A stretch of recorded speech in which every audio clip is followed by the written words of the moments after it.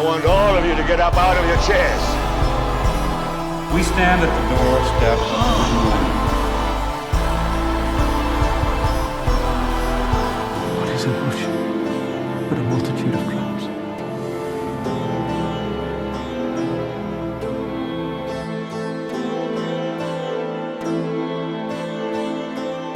Hey everybody, welcome to the Video Shaman Podcast, Congress of Wizards. This is it's not our first show, but it is definitely a monumental one. We're in the studio now, here with the Lord Beligro, John Allen. John, how you doing today?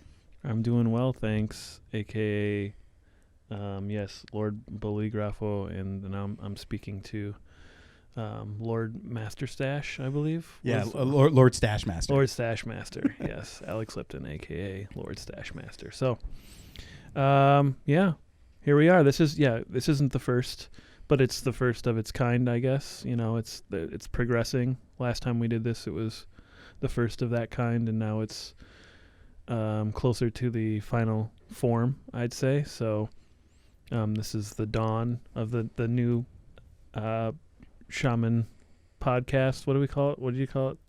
Yeah, video shaman. Video shaman. What else? Congress of Wizards. Congress of Wizards. Yeah. I'm leaning more towards Congress of Wizards. It's pretty cool. Yeah, that's it encompasses a lot of our ideas and past experiences and stuff like that. I think that kind of, and then it also opens it up for other people like Apex Mayor and whoever else to come in to the Congress. Yeah.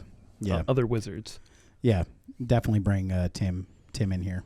Tim, if you're watching, I hope you are. We look forward to having you. You better be, Tim. Yeah.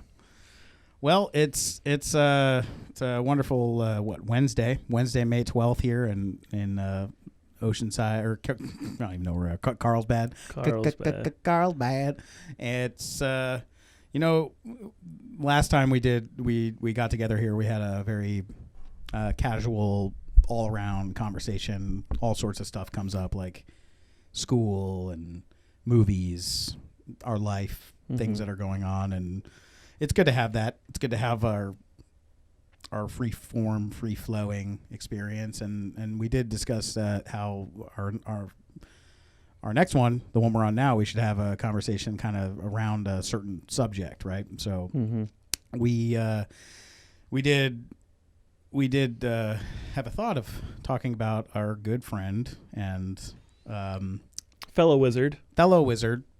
Almost feels like an older brother, right? Yeah. David Wilcock. Yeah. We feel like we know him a lot better than we do. We've met him. I've met him once. I think you've met him at least a couple of times. We've had some synchronistic experiences with him. But I think we feel pretty connected. I think seeing him as an older brother is a good way of putting it. Even though we have had, minimal actual contact with him. But he definitely knows who you are, being, the heir of the Lipton throne. So he's well aware of you. He's definitely well aware of my uncle. Right, yes. He's referred to Uncle Bruce more times, I think, than most of the years he's been talking. And I feel like he's, as you pointed out, he's referred to Graham Hancock more recently than normal too. So it seems like he's kind of going back down the path where we kind of discovered him back in, I think it was 2007 when we both got, or maybe 2008. Probably. I feel like it was and we're going to get into all this stuff. We're going to talk a lot. I think I was just trying to segue. Oh yeah. No, and that's good. No, that's good. But just to clarify, I believe it was 2008 that we actually committed to watching that YouTube video.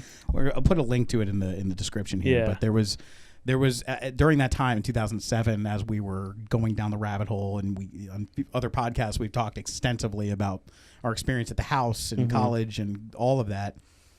I think we both came across that David Wilcock video in our feed and just kind of like, nah, it didn't really seem appealing. There was, I don't know, it was just something about it. It was later on down the line. We had gone through a series of experiences, watching videos, learning about conspiracies and aliens, what have you. And I think we both eventually came to that David Wilcock video. Yeah, we had to work our way there, basically. Like we knew it was out there, but it seemed like there were other videos we had to, other information that we had to download before we were able to access the David Wilcock information. Yeah. Or at least understand it Right. all the way. And that's a good point, because one of the things that really stuck out positively about David Wilcock at the time was how he was able to take all of these things that we had been looking into for at least a year, and which oftentimes seems either, very confusing, overwhelming, Definitely. conflicting points of view, different interesting points of view that, we kind of were coming up with our own theories about stuff at that time, but still it was like there was all these dots on a map. And David Wilcock was the person in, I think, both of our experience that was so able to articulate a narrative, to connect these dots in a way that made sense, in a way that we could relate to. Mm-hmm. Yeah, he was like the logical, step of us going down the rabbit hole. Like he became the main tour guide, and kind of explaining, what we've seen, what that was, what putting all these things together, like you said, in one picture, so it would make more sense. And because all these individual wild claims or wild ideas or stories or articles or books or sightings, like they are kind of overwhelming independently. But they're still fascinating. But there really isn't. The reason we went down those rabbit holes is because we felt like there was something to it, and there was something to find down there. We weren't just going down a hole to get lost. We were on a path somewhere to try to in search of something, and he kind of he put it together in a way where it's like there is a pattern here. There is this is connected in a way where, yes, you are going down a path, but there is something at the end of it, or at least towards the end of it. And he definitely was, as he said in his books, like standing on the shoulders of giants, kind of using information that other people have kind of put together. All these underground people that we, were discovering at that time, that non-mainstream researchers and stuff like that. And yeah, he was just perfect for us. It just made so much sense that we both kind of found him and it let him into our lives through YouTube or whatever version of online tube videos we were watching. But we both kind of, I remember like being in the hallway at the house, being like talking about this video that we both saw, and we were talking about the same video, and it was basically like that was the first time we were like, oh, this is David Wilcock, he's some guy. And then after that, he kind of we related things to him, like bounced, through his perspective, from his perspective, and kind of used him as a nice like springboard. Like we made it to the next level, and David was up there on that level, guiding us upwards or outwards. So it made a lot of sense. One of the things that really I know we both resonated with David was his ability, his centered point of view around synchronicity. At least that, I mean, he talks about so many things, but that was one thing that really identified with was the synchronicity, because we were experiencing synchronicity on such a profound level, especially at that time, with all of this, regardless of all the things we were looking into, we were seeing patterns and signs and really following signs. That was a huge part of our experience back then. So David Wilcock, that's how he always felt like an older brother, as we endearingly consider him. Being able to, it's like he sees things the way we do. That's how we really historically have looked at it. And it's a funny story too. Just and that was the thing too. Back in the beginning, David Wilcock, he was familiar with all the stories. He was able to connect those dots in a way that told things in a narrative, and he had and really had a positive outlook. Exactly. That was something that really stuck out, because of course when you start going down this rabbit hole back in 2007, and even now of course, but back then when you go down the rabbit hole, one of the first things you really start to see is how fucking dark and just crazy. The doom and gloom. Most of them, like the fear porn, like Alex Jones kind of outlook on things. Like David was by far the most positive person who was like gathering all that information, and we were positive about it too. Yes. So that was a big thing. He's always been positive. Yes. Always, which is amazing, which is why I think have always been kind of aligned with him and stuck with him on some levels, is because it's really easy to get negative and say them, apocalypse and nuclear war and plague and stuff like that, but he's always kind of kept the positive spiritual aspect about it. He would talk about that stuff. It's just, he had this, he communicated and conveyed a sense of that this is all happened leading up to something, like you were saying before. And we had the opportunity, we've talked about this before on other podcasts, but it'd be good to rehash it now. How we had the opportunity to meet him and see him lecture back when he was really first taking off. As David would say, he's been in this field for a long time. And I just want to clarify for our audience right now, for people that may be watching this, we're going to focus on all of the authentic, positive things that we have learn from David Wilcock, feel about David Wilcock, the way we think about it. We want to really focus on the positive things and just really be clear.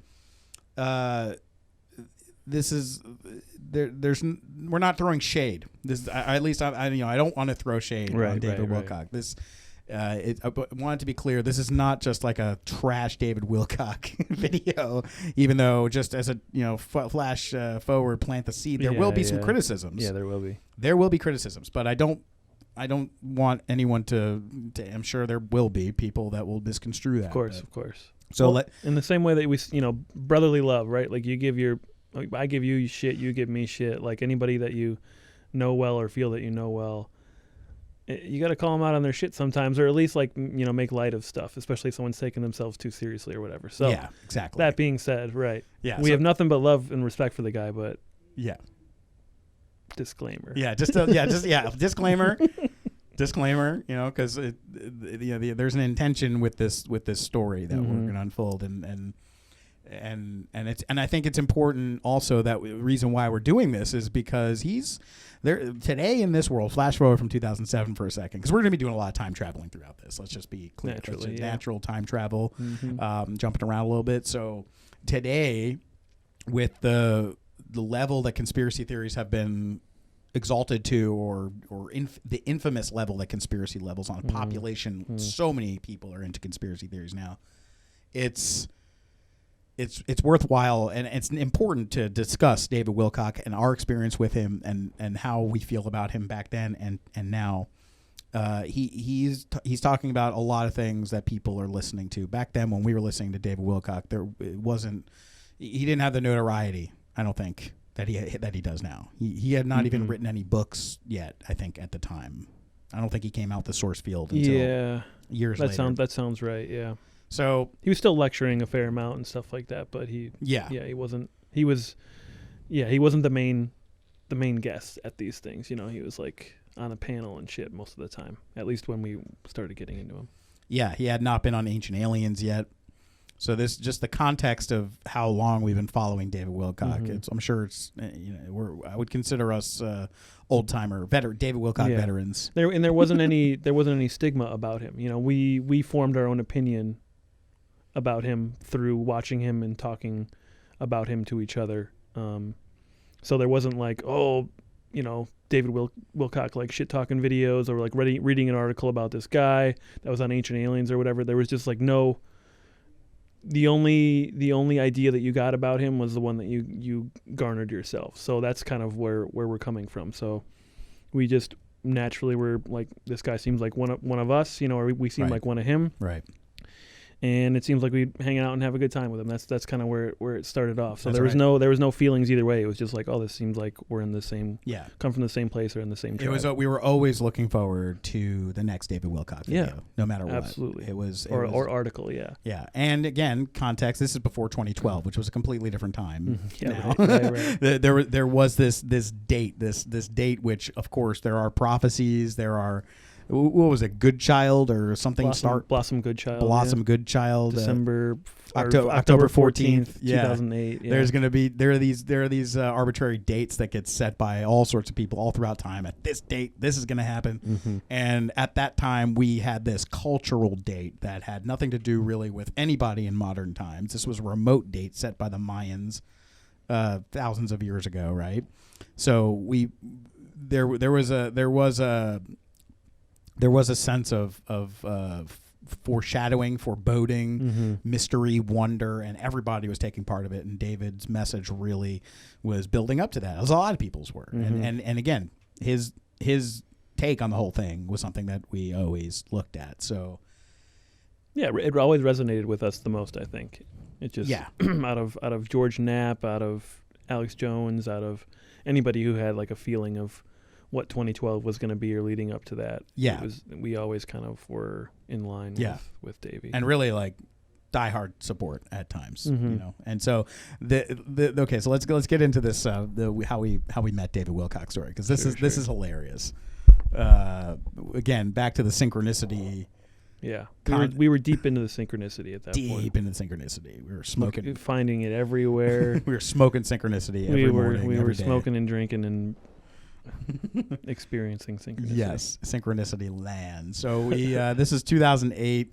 We were able to lock in through synchronicity an opportunity to meet David Wilcock at this organization, which I'm not sure is still in operation, but it was called the Mind Body Spirit Business Network, and it was Karen Johnson, Psyche instructor, and Shout out to Karen. Shout out to Karen. We love you. You are just a wonderful human being. More people need to experience your wisdom and your love. So, Karen had been part of this MBS business network, and one time when she was down at my house, she was telling me about this next conference coming up, and it'd be cool if I come in. And she showed me, oh, it's this guy David Wilcock going to be there, and I was like, what? David Wilcock? Yeah. Oh, what? Oh, like what? Time? And I look and probably look at the clock. It was like it's 20 to 12. David Wilcock. All this. Of course. I'm sure it was. That's how it went. Yeah. You know, that's so. It ended up we got tickets to go see him. It was down in I think like Costa Mesa or something like that, like Cosa Nostra. It was in the Costa Nostra. Yeah, I don't honestly remember where it was. It was a couple hours away. Yeah, it was at like I believe it was the Crown Plaza Hotel. Yeah, I think that was the name of the hotel. So we were really looking forward to this, and because he was essentially like a an idol or a It's like a rock star to us rock at the star. point. Yeah. Totally. So I remember we get in the car, and the moment that we closed the doors, we look at the time. I believe it was 1:11 or 2:22. It was 2:22. It was 2:22. As soon as we turn the car on. I think actually it might be the other way, but Yeah. So what's like 1:11. 111 to 222. Yeah. Okay. So we get in the car, and it was 1:11, and we were immediately okay. All right, good time. And if the way that these things work out, we didn't plan it that way. It just sometimes we wanted to be early too, so we left mad early. Because it didn't start till 5 or 6 or something later on. But we're planning on getting there way early. Yeah. And just getting settled, because it was like going to a concert like that. We want to get good seats, and you want to be there early and don't have to make sure your parking's okay. So we were just planning on going early. So we didn't say we want to leave at 1. We didn't say we're going to leave at 1:15. We were just like, all right, we're going to leave early. And then, once we hopped into your car. Yep. So it's 1:11 in the afternoon. We're like, oh, okay, there it is. There's our first sign. And as we start driving down, we're listening to music, heading down the 405 or the 5 or whatever the hell it was. The whole time we were joking, half joking, in synchronicity mode, laughing about it, how the universe and all the things are going to line up. We would not be surprised one iota if David Wilcock was standing on the side of the road hitchhiking. That was the main thing I remember. We were just like, see a guy. Oh, it's David. There's David Wilcock. Oh, get in. We're going to the same place. All right, David. Yeah. It's totally having a good time with that. Yeah. So we get to the hotel and we're pulling in. I remember we pulled up behind this one car. I think it was a BMW. Ooh, BMW. Okay, yeah. I think it was. That's a good. I don't remember that part, but I'm happy to hear. There's a little. We always. It's good to have that thing. We don't always have all the information. So. Details. I got a BMW now. The sign. So. Are you the reincarnation of David Wilcock? I might be the reincarnation, the free incarnation of David Wilcock. Ooh, okay. Yeah. That's another subject we'll get into later. Free incarnation. I don't even know what the fuck you're talking about. Oh, yeah. Yeah. Developing this theory. But, always. So, yeah, we pull in behind this car, this BMW. We stop. The moment the car stops for the first time since we left, basically, we both look at the clock, and it was 2:22. which was like, oh, there you go. Makes perfect sense. 111, 222, boom, A to B. And right at that moment, we look up, and the valet was opening up the car door in front of us, and out emerges David Wilcock, dressed exactly the way that he dressed in all like the videos we've seen at the time. Unmistakable David Wilcock. Unmistakable David. It's David Wilcock gets out of the car in front of us, turns around, looks right at us, just gets out, turns around, just beams his like ancient Atlantean gaze upon our presence, and it was like we froze. We couldn't believe it. That was what we'd been joking about essentially the whole time, and then literally right when we get there, he turns around, he gets out of his car, turns around, looks right at us, and then we like awkwardly waved, or he awkwardly. I think it was just like a. Yeah, like I'd love to see it from his point of view of just sitting there like. I mean, he was wearing a leather jacket too. I believe he was wearing. He had a blue shirt, but he had a leather jacket on. He was looking cool. Blue shirt, yeah. Classic blue shirt, khakis. Well, yeah, that was... He had longer blonde hair at the time. Mm-hmm. Very flowy. Very flowy. And so there was this awkward silence, and the valet moves, and we were just... And I'll getting chills now just thinking about this. Thrice, The Lion and the Wolf starts playing on the radio. Boo, doo, doo, doo, doo, the lion's eye. And we're in shock, basically, just pulling going into the parking structure. Yeah, right? We pulled into that parking spot and just sat there. For a good minute, man. Yeah. Like, what the fuck? Like, did that really just happen? What the fuck? Yeah. That just validated like everything, right? Yeah, right and then that and was there. the beginning. That was after all the synchronicities of following all the synchronicities to find him online and then connect with him, with each other, and make all these jokes, and then finally end up going to see him and joke about seeing him, and then 111 and 222, and right there he just pops up. It was like you couldn't. As the cliche goes in any sports match or soccer match, it's like when there's something dramatic happen, it's like, you couldn't write this. It's like, we could write it, but we could write that. But if we would have written it, then it might have happened exactly how it happened. Like that, that couldn't have been more like just in line with the synchronicity. It would have felt made up if we wrote it. If we wrote it, it would have. But it was so real, and then we got to speak with him. Yes. Before he not in that moment, but like once we were all in the conference room. Yeah, we got to speak. Yeah, I think we briefly were able to talk to him. So we made sure, again, of course, we got there early because we wanted the good seats. So we were able to get in right in there and sit like basically front row at this table. And I think there might have been like another presenter at that time. Yeah, I don't remember. He might have been a front band, front man or an opener. Yeah. So that was another thing too that was really funny. Yeah, because I remember introducing him with name dropped Uncle Bruce. It's like, oh yeah, have you heard of Bruce Lipton? Yeah. Biology belief. Oh yeah, you guys like should get together or something.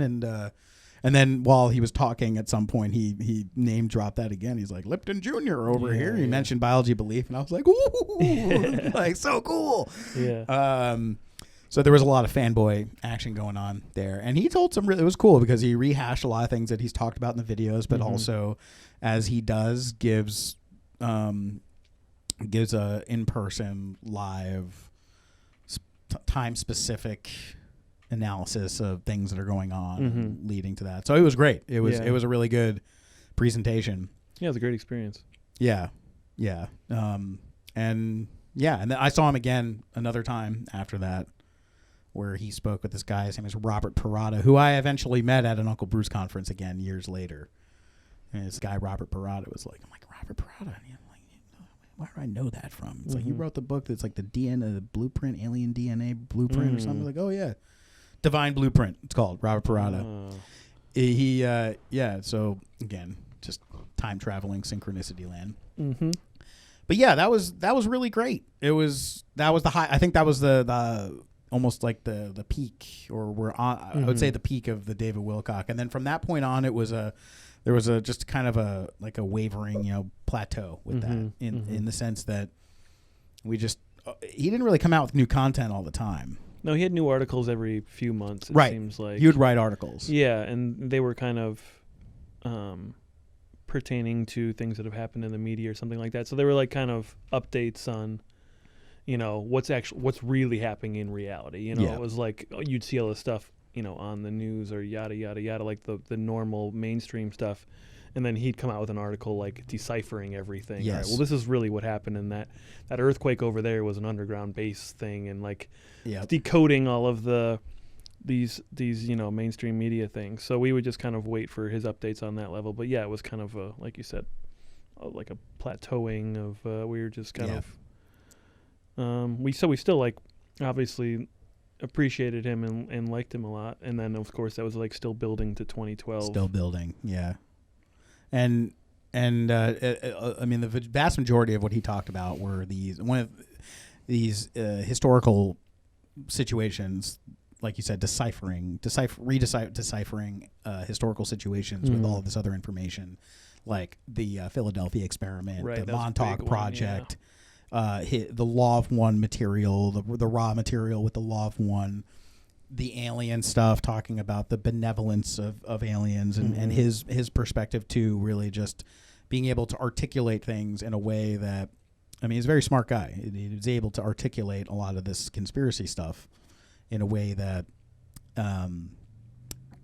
if it doesn't sound conspiracy theory, right? He brings in a lot of science and quantum physics and stuff, so we can totally relate to that. But it's again very positive outlook of things. And then as 2012 approached, and during and after 2012, things started to shift a little bit. The way at least we were seeing David's and discussions. his rise, I think, also he got very famous. He got more popular, more books. Obviously, Ancient Aliens doing was a big conferences like Contact in the Desert. Right. Yeah, Ancient Aliens. Right. Yeah, it was like seeing David on Ancient Aliens was a big deal. Yeah, so he was ascending, in popularity and everything, while we were kind of not over him, but we had gotten over the fanboy aspect of it. Yeah, because we then started to emerge in our own self. Right. We got our own ideas. Yeah, we got our own ideas. Our own theories. yeah, which is good. And and it started to get a little kooky, not just with David Wilcock, but just in the world. That's when things started, because of course the big prophecy of all time turned out to not be what everyone was in one way or another, not what it was and people were anticipating it to be. Yeah. So that was a big changing point for us as well. Of course, I know you would agree too. It's 2012. A lot of people would say, "Oh, see, nothing happened, therefore it was all bullshit." Yeah. Well, which is right in its own way, but yes. Yeah, there wasn't the mass ascension, there weren't the mass arrests in the way that people talk about solar flares. Nothing big, really. Yeah, not scale wise, nothing big happened. Yeah. In retrospect, it was definitely a bifurcation point spiritually, personally. But yeah, so Barack Obama won his second term. Which, again, by the way, let's just be real here. David Wilcock back in those days was looking to Obama as essentially what he sees or saw Trump as in modern times. Right, I mean, right. Obama was the disclosure president. Yep. The Norway spiral, that was all a big effort to thwart Obama's actions to disclose the truth, scare him. I know he endorsed to his campaign. So he was all for it, and we were for it too. I mean, it was definitely at the time it could be possible. That was still in alignment, I think, pretty in alignment with our thoughts and our beliefs and stuff like that. We're like, we can get on board with, like, we were still anti-establishment, but even though Obama was obviously the establishment, we could get more on board with him and David kind of saying, well, maybe there's something special about him that made him different than every other president, especially in comparison to George Bush. Right. Very, very different people. First black president. Yeah, and just the way he conducted himself, and he just seemed much more real. Like we always joked about, what they eventually did, but having like Denzel Washington, like him coming out one day and just being, there was the potential in Obama just to drop all of the act and just be real. Which is in theory what the next president did, but in his own way. But we were on board. David was saying that, Barack was gonna got like a 4 hour, already had the 4 hour time slot for all major networks, and they were gonna have this big presentation where he was gonna bring on multiple extraterrestrials, which is what that show, the event was all was about. going on at the same time with the same, a president that looked like Obama, and they were, that was pretty wild, where it was like, David was saying wild stuff, but it was kind of connecting to popular media as well. Like that show, the event was like, David was saying this stuff, and then the show literally was like anti-David Wilcock, as Jeremy Seward coined the term back in the day. Yeah. But it was like, that was like, holy shit, like that can't be, if it's a coincidence, like we were past coincidence, but it was just so absurd that David was presenting this idea, and then they were basically showing it in real time in a TV show. Yeah. And then basically, with the whole thing with the plane coming in and getting... Yeah, there was the 9/11 reference. Oh, my there was the gosh. black president that was trying to get the truth out, who didn't know. So, yeah, everything was lining up. But then, again, nothing really... Yeah, it didn't. There were very extraordinary claims, which were very plausible, and they're still plausible. It's like if we remove our perception of time as we see it, like it's not like those things are impossible or out the window. They could totally still happen. Right, totally. But and this is something we'll get into even further, is just like when you put a date to something, that it adds a certain level of gravity to it, that this is okay. Well, and it didn't happen that way, so and it was fine. There's forgiveness for that. I would say that was the first major we have to move the goalpost is moved moment after 2012. Okay, it didn't happen that way, but here then David would have these intermittent intermittent breaks where he would appear. Of course, he wrote his articles regularly, but in terms of video or live performances, he would have these breaks. Live, and I mean, I wish he would start playing music more in public. Like, I hear he's really good. I hear he's a very competent jazz player. More than competent. Yeah, for sure. But yeah, he'd have lulls a little bit, especially after 2012. Yeah, he wouldn't be as consistent, because, it's one thing if he would have been like, my source told me 2012, but 2012 was written literally, in the stars and the ages and in the history text. So like that was something that everyone on that level kind of had to acknowledge, and you had to kind of participate in. And if it didn't happen, it really wasn't anyone individually's fault. It wasn't like, oh, David said all this. He was the one who started the 2012 stuff. It's no. So Exactly. that was a little bit, forgivable, I guess, or easy to kind of churn through. It's like, okay, that was a big ask of, world-changing event, yada, yada, yada. But yeah, 2012, they kind of had to regroup, right? Like people in his field kind of had to. Yeah. And a big part of that regrouping definitely seemed there was a shift in the presentation about things, especially the way that he would describe it. I'm sure his insiders, the way he got his insiders developed. He got more insiders, developed different insiders. There seemed to be a shift in the focus of what he was presenting, which originally was all this alien stuff, Law of One stuff. I'm working here. Hey, I'm working here.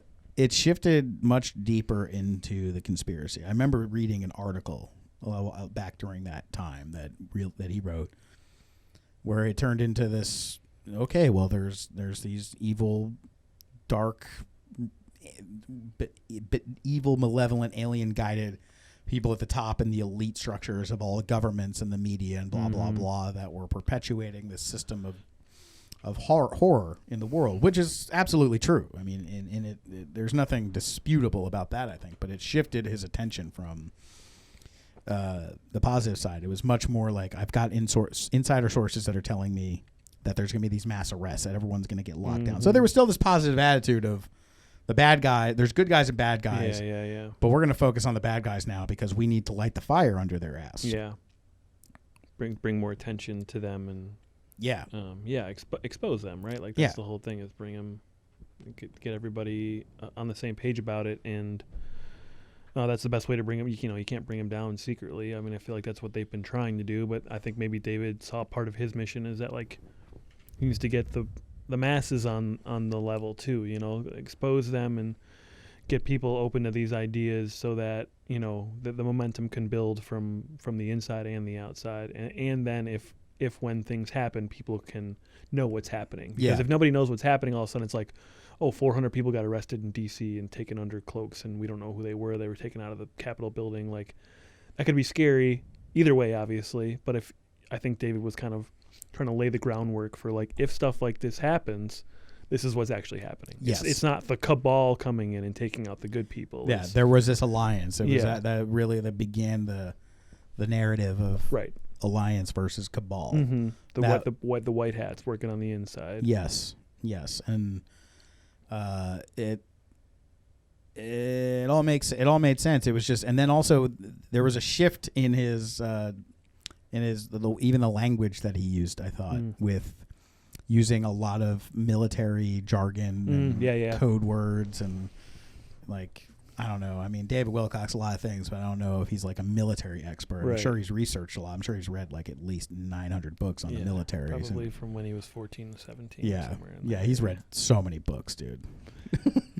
But yeah, I mean, he's an intelligent guy. He obviously wants to make him seem like he's not just because how many random YouTubers are there just spouting off conspiracy stuff? Like, you have to kind of separate yourself from that and know what you're talking about. Yeah. And I think, you know, how the guy from Blink 182 like tries to, what's his name? Tom DeLonge like tries to use specific lingo as well to kind of let you know that he's serious and he knows how to. It's definitely more plausible from David. It is for sure. Tom DeLonge. Agreed. But, you know, David probably is. It just if you know the internal, like, that's looking into Aaron Sorkin writing, you know, it's like part of the things that make him cool is he knows like the inside lingo for everything he's talking about, like all the cool patois. Like he knows how they sound and what they talk about, and it makes his writing seem more informed, because it's like, oh, he must know what he's talking about because they talk like the professionals talk, you know. Like, yes.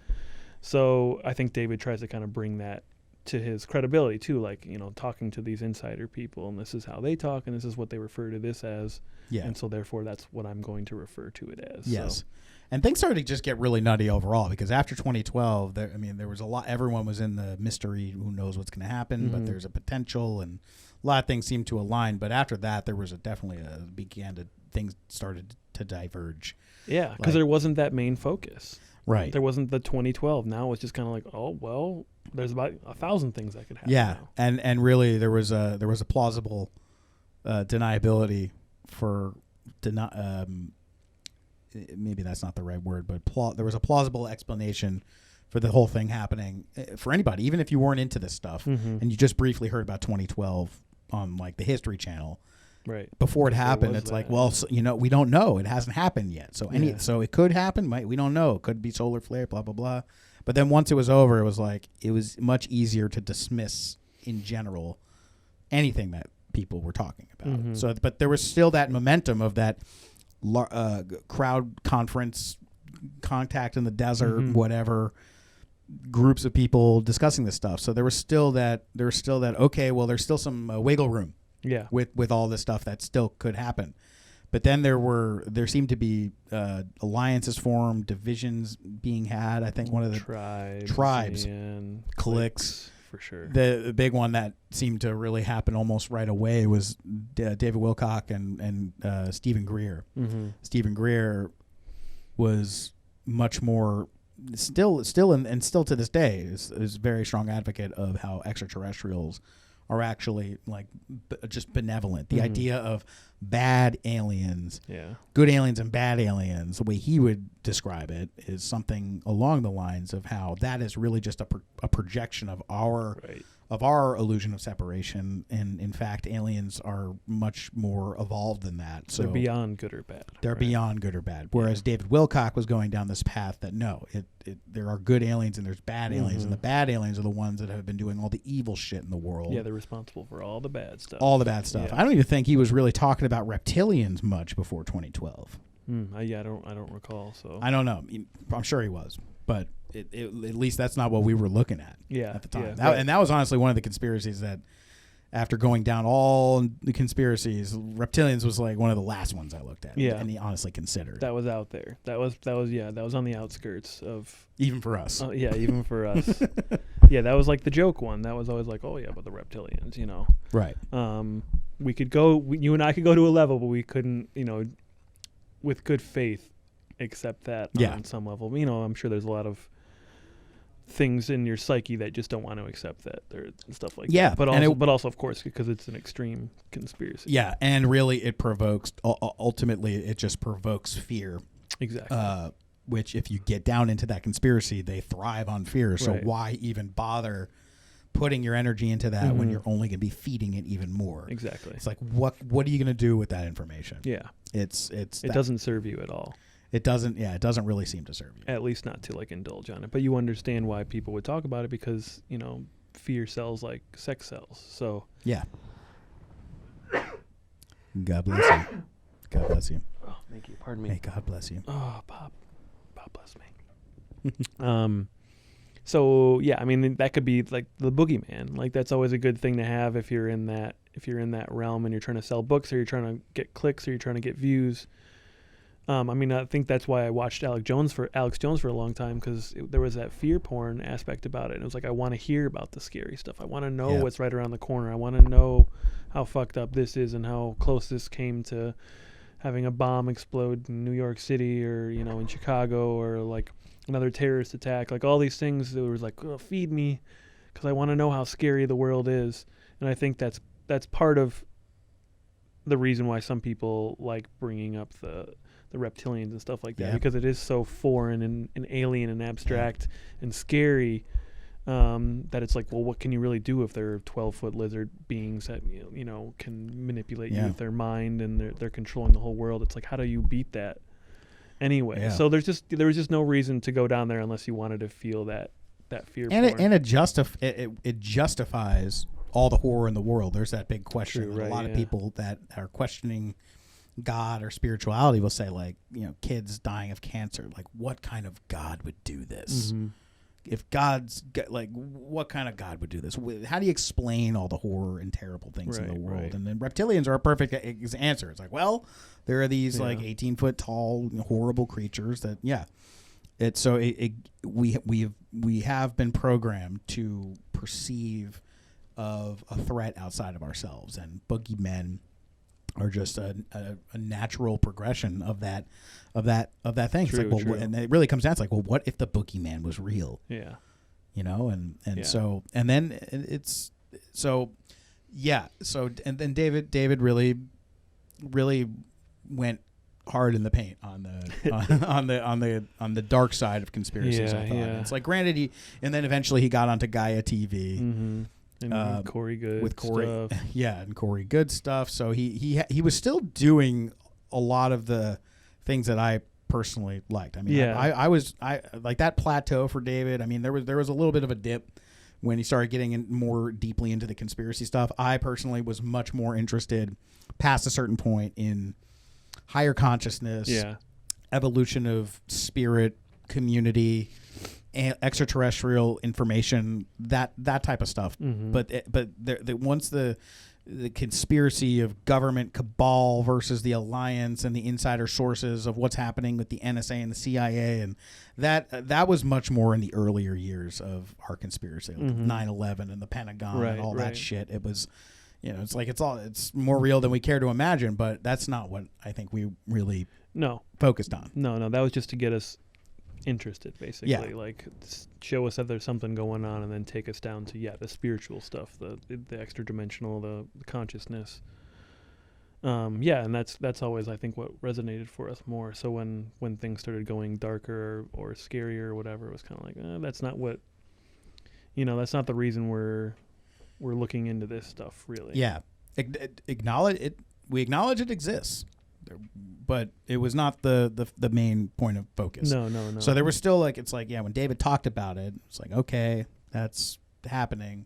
What can we do about it? Mm-hmm. And he would, I'm sure, and he'd talk about it too. It's just, what can we do about it? We can be more in service to others, to use that law of one language. We can be taking care of ourselves. We could be taking care of others, involving our own consciousness, taking care of nature and all that stuff, the nature within. So it's like the best form of defense or offense really is to do that. So a lot of that information, it's like, okay, that's interesting, but like, what? Yeah. How is that helping? Yeah, it's not really. Like, it's good to bring the awareness, but at the same time, that's why we kind of like moved away. So there was that little dip, I feel like, but there was still that, like in the bigger spectrum of things, there was still the plateau.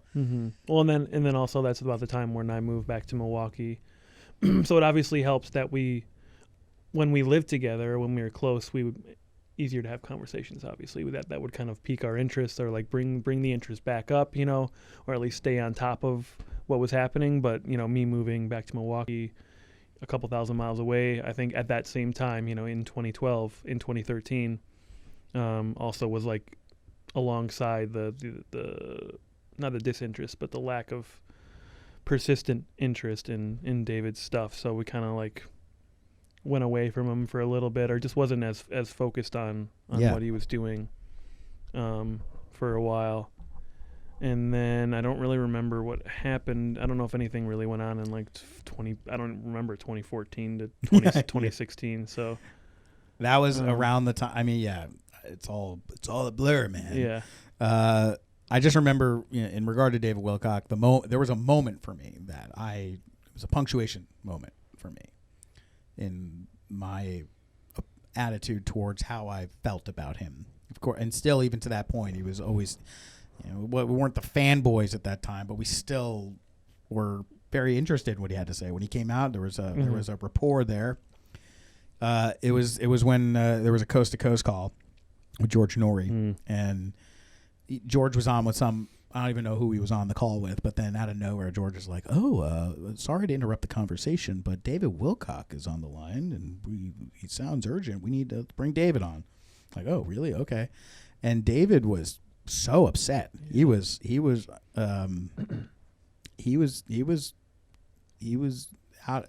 upset. He was seemed very threatened. Yeah. And I think that was really the gist of what happened. Something how his life was threatened.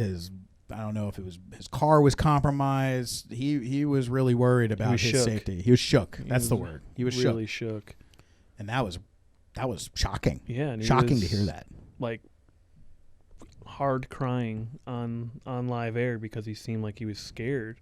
Yeah, like genuinely scared. Like it didn't seem like he was coming down to make a scene. Like, no, I mean, no, not at all. He was like genuinely shook, and it was shocking to hear that because of course I can't imagine like us to how David Wilcock is to us. I can only imagine the people that he has, his insiders and whatnot. So something had to have provoked him to break down like that. Right. And it was scary. It was like it was. I felt scared for him in the sense of, man, I feel bad that you're going through this. And to be perfectly honest, at the same time, for me, it was like, and this is like looking back on myself, it's almost like I was much more of an elitist back then, I would say. I'm anti-elitist now, 100%. I'm not, or at least I try to be. But but I remember feeling like let down or like, really, David? Like thinking, he was worried that his life was in danger for doing what he's doing. Yeah. And there was a part of me at that time that thought, who's gonna come after you? Right. Like, I mean, you have a following, obviously, and you're putting out a lot of information out there. But what's the incentive of some sort of cabal to take you out? Right. Where is that? Right. Like, if something were to happen to you, God forbid, where's the benefit of the cabal? I mean, it's like at that time, especially, the 2012 thing had subsided. Those groups were starting to disperse and break away from each other. There wasn't that huge following anymore. Right. It was getting, if anything, it was centralizing more. Yeah. It was consolidating. So I was asking myself, like, really, I think you're worrying too much about this. And I don't know. I don't know what he worrying too much and also possibly like making himself more important than he was, just kind of like making it seem like, because if you're a target of some organization, that's pretty special, right? Like if you're generating enough interest or kicking up enough dust that they want to threaten you or take you out, then you're pretty special. Yeah. Like you're an exceptional person. You must be doing something right in your eyes and wrong in their eyes. Yeah, so like on a mass scale. Right. Like in that way, like JFK was assassinated. Right. JFK was assassinated. In particular, yeah. President of the United States Mm-hmm. for a lot of reasons that he was threatening. He was threatening the status quo of the establishment in a lot of ways. So for David to take that heart to heart that he's threatening the establishment so much that they would threaten ruin his life. Right. That was like I started asking myself, I'm like, yeah, David, I love you and I think you're brilliant and you're doing a lot of great stuff for getting information out there, but I'll be perfectly honest, I don't think you're all that. Right. Like, no offense, but yeah. like, and that was the thing. I felt bad, but it's like, really, why would they take you? Yeah. If you were to go out, what it would only bounce back on them more. Right. Like they wouldn't benefit from, and he wasn't like, of course we don't know everything that's happening. We don't know behind the scenes stuff, but just from the information that he's given out, like he never, it's all he did his job so well that I feel like he wouldn't be on their radar because he was so non-specific and he took care of his sources and he never said dates and all that stuff. Like, so it was like, well, yeah, why would he never gave really? I mean, he compiled and articulated, and he's done this the whole time, so much information that a lot of people don't really know or are able to connect the dots in that way. So he's able to do that. But what exactly has David Wilcock released that would threaten the system? Like another, it's like compare and contrast here is Edward Snowden. Edward Snowden, a credentialed CIA officer, releases information that to the point where he literally has to escape the country. Yeah. They want, like, the U.S. government wants him in jail or dead. Yeah, and it's like, did David release anything that would threat? Like, it's like, I don't think so. Yeah, I think he wasn't operating on that scale, but he believed that he was. Absolutely, and so that at that time, that was the punctuation point for me where I'm like, Jesus, David. Yeah, like, you're taking yourself. At least this is how I feel. Like, of course, we don't know the whole story. He very well could have been threatened, and sure, maybe he was. He's like not saying he wasn't even. Well, just so a quick time jump here. Yeah. Of course, there was probably people looking after him. Like there was his interest. I mean, we were holding up signs in front of a Ralph's in Granada Hills, and there was for sure a government individual parked in a car. Like there were like 15 people, maybe total. About that. But they had a person stationed there. That was Bush era. They had a person stationed at this corner where there were about 10 people, protesting George Bush, and then us two holding signs that who was Ron Paul. Yeah, who's Ron Paul? But the beginning is near. But they were eyeing us down. Yeah, but there was 100. Like we weren't looking for it, but we had another one of those moments where we were driving looking for a parking spot, and there was just clearly a government car, like the Ford whatever, and a guy in a fucking suit, like just sitting there. I don't know, reading the newspaper or some shit, but like. Clear as day, like a dude who was here to gather intel on that. So if they're fucking keeping tabs on us idiots in Granada Hills, like, of course they had people keeping tabs on David Wilcock. 100%. Of course they did. 100%. And they always will. So it wouldn't surprise me if they just had one person, like, send them an email or, freak him out, puncture their tire. Like, it wouldn't be that hard to spook him, I don't think. Sure. So it's just a matter of the severity of it. Like, did they mess with his bank account? Did they send him a threatening letter, or were they just like, stop what you're doing? And also another thing to think about, and we are totally aware of this. Back again, time jump back to the past of the synchronicity that led us to David Wilcock. When you're in synchronicity mode, that hardcore, when you just basically right after you took the red pill, the proverbial red pill, you're seeing signs in everything. There are no coincidences. Every little fucking thing is part of this grand master plan, and there's another out there that's somehow like influencing you. So when you get down into it, it's like, and here just to go a little bit deeper into that, when it comes to all of the divination arts, you got astrology and tarot cards, which are basically the tools that allow us to see what is going on with the synchronicity. Like if you don't understand what connects A to B, use tarot cards to find the sign. And I went and learned a lot about all of these. But when I got to the numerology, mathematics. That's like everything is numbers. Mm-hmm. You know, it's like astrology. That's it's more abstract and complex and higher level stars and how it connects and symbols and stuff like that. But when it comes to numbers, dude, numbers are in everything. Mm-hmm. So if you're really looking into numerology, you're going to find signs everywhere you look for them, everywhere. And if you go so deep, I know some people that did a numerology and they just lost their fucking minds. Yeah. Because there's numbers everywhere. It's like, holy shit. You know, it's like it's one thing to look at the time, be like after a profound thought, and it's 1:11. Mm-hmm. But then it's another thing where you're sitting there and you know you're starting to count the keys on the keyboard. Oh my God, there's this many keys, which means this. It's like it just becomes so overwhelming that every little thing is part of something else.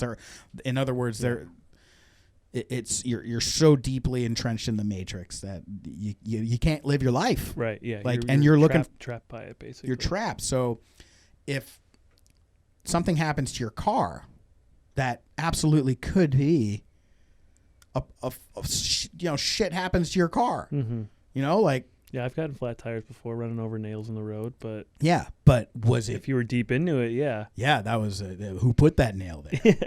It's like when you start thinking about it like that.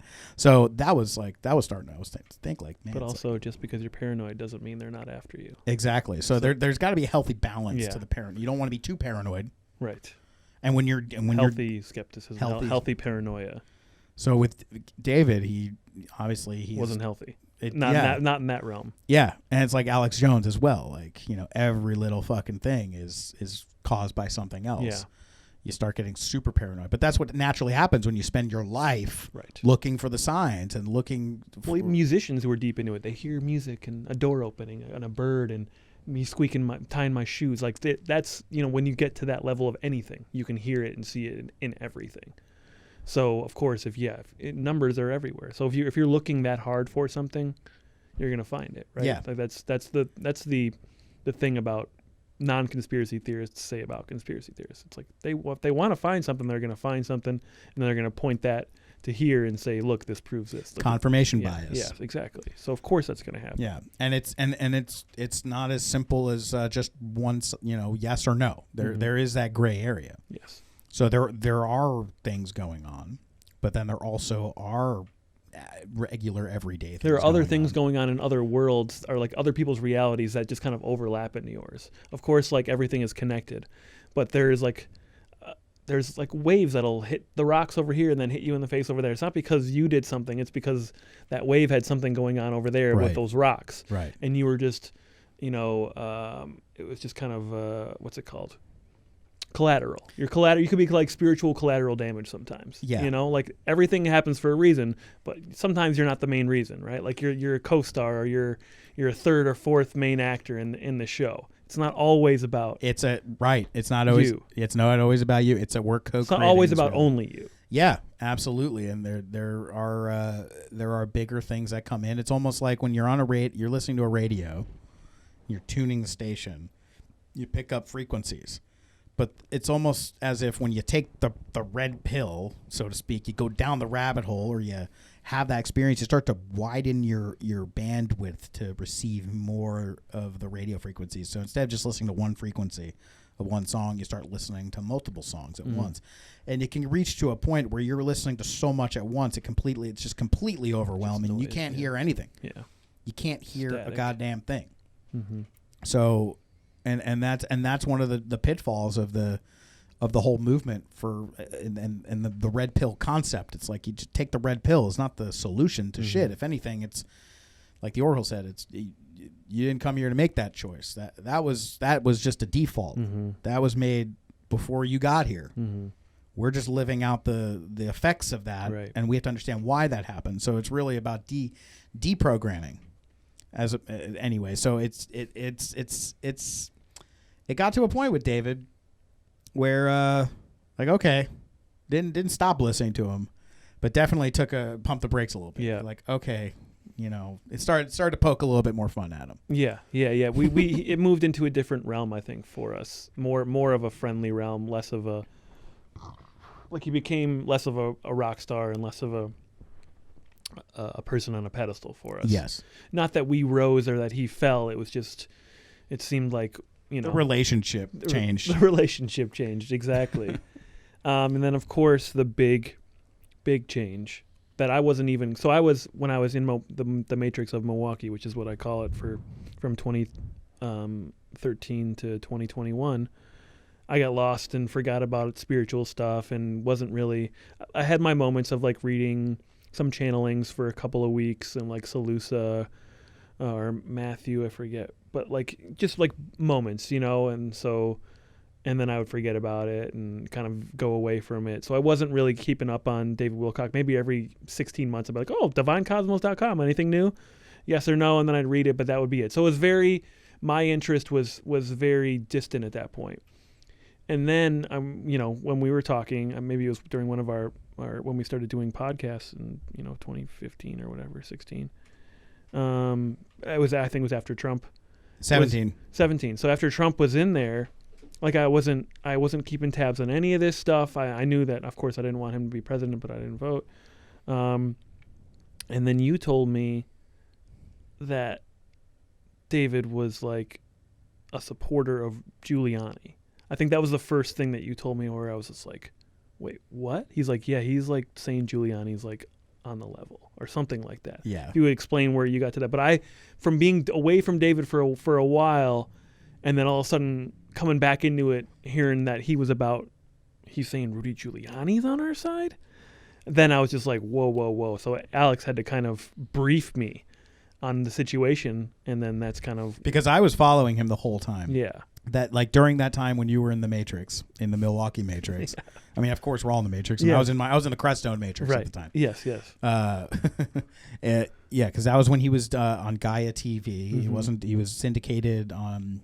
So before that, I guess. Yeah. The Gaia drama happened. Yeah, and that's what led to this. Okay. So he had the episodic wisdom teachings show every Wednesday, I believe it was, on Gaia. He'd have a new episode. I'd always watch them, and that was really good stuff, talking about all the cool things that liked. It was just very professional, episodic, consistent David Wilcock that I wanted. And that's good content, yeah. Good content. And honestly, that's why I subscribed to Gaia in the first place, just to listen to that. Even though I was like still had that relationship, boundary that came up with David, I still listened to him, and that's when he got into promoting Corey Goode.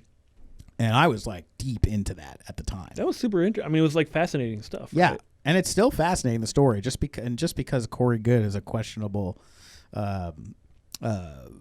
maybe motivation behind the whole thing that seemed to emerge. He's kind of revealed his true face after that. I think so. And there's I think it's a little telling, not a coincidence necessarily, that him and David and Corey are not like seen in the same place anymore. Yeah. He rarely even I've never even heard him mention him lately. Yeah. Seems like he's creating a distance. But they talk about the secret space program and the whole, it's like taking the whole thing of the conspiracy on Earth, and it's like, actually, this is going on in the solar system. Mm-hmm. And that is a very fascinating story. And I think there's a lot of reality to it. Maybe not like the full, like unabridged way that Corey tells it. And a lot of it, I think, was pretty much. Yeah, pretty much. Yeah. Can So you elaborate? like David would say a bunch of things, and then Corey would just go, pretty much. It was like Corey was basically there just to confirm and validate everything David was saying. And David, it's almost felt like David was leading him. He really was. I mean, they had talked about it off camera, obviously, and David was probably just trying to be a good interviewer and set the stage. Yeah. And obviously knew Corey's not much of a public speaker, so trying to set it up for him as much as possible so he could like take the baton and just kind of which added to the authenticity of what Corey was saying. Yeah. I thought at the time. Right. But then Corey just wouldn't really elaborate. Yeah, and so and that's a whole nother thing. Yeah. That whole chapter of David Wilcock and Corey Goode. This is what was leading up to the Trump presidency. Yeah. And I remember when Trump got elected, I felt like, what? And I didn't vote either. Mm-hmm. So of course we're to blame for everything. It's our fault. Yeah, it's our fault, Corey. Sorry, not sorry. Accept that, Corey. It's our fault. You'll never see this, Corey. I highly doubt it. But which Corey? Our Corey? Our Corey. Yeah, not that Corey. Corey Aikman. Corey. Yeah. Corey blames me for Trump. Sorry, Corey. Yeah, Alex Ryan blames me. So. Oh yeah. Well, there you go. It's funny. So, but yeah, that's when I started to notice. Like David started to go down that path again that he did with David Wilcock. as Trump was coming in. It's like, and it was plausible at the time. And I don't like Hillary Clinton. She represents all the things. Yeah, that, we never liked her. I didn't ever want that. That was the main reason I didn't vote. Not because of Trump. right. It's because of her. Yeah. I didn't want to vote for her. Right. Couldn't in my Yeah. right mind do that. I didn't see the existential threat that a lot of people were riding on. And but David started to do the same thing that he was doing when Obama was running. It's like Trump's the guy. And I started thinking, what? Like, Yeah. That threw me. That Yeah. seemed, it didn't seem like an alignment with him. You know, it just to me when, you know, from being disconnected and having the old remembered version of David Wilcock in my heart, and then you coming to me and or us talking about it and you telling me that he's on the Trump train, it just didn't vibe right. And he hadn't changed that much in the time that I had left him that this would all of a sudden make sense. So right from the get-go, it was like this. It just doesn't feel right to me. You know, and that's how we got into David. That's how we followed David. That's how we came away from David, went back to David. It was because of how it felt. right. And this just, right off the bat, it was like, wait, what? no, I love, we love conspiracies. We love the ideas of conspiracies. We love coming up with our own. We love finding ridiculous ones. We love talking about them for hours. Consider ourselves extremely open-minded. Yes. Obviously. But this was just like, wow, that was a big step to me. And I still can't find the logic for him. Like, how was it easy for him? Like, do you remember him? A lot of it was his insiders, apparently. Yeah, I guess. A lot of it was his insiders. Now, mind you, I think it's easy to assume that his insiders, if they're all military people, they're going to be pro-Trump in general. I've heard if they're, I don't know. Yeah, I don't know either. This is like an assumption that the people that he's listening to have political agendas, and Of course. and I don't think that if they're going to get into that political agenda, it's and we're gonna placate this illusion, you know, the right versus the left, the Democrats and the Republicans.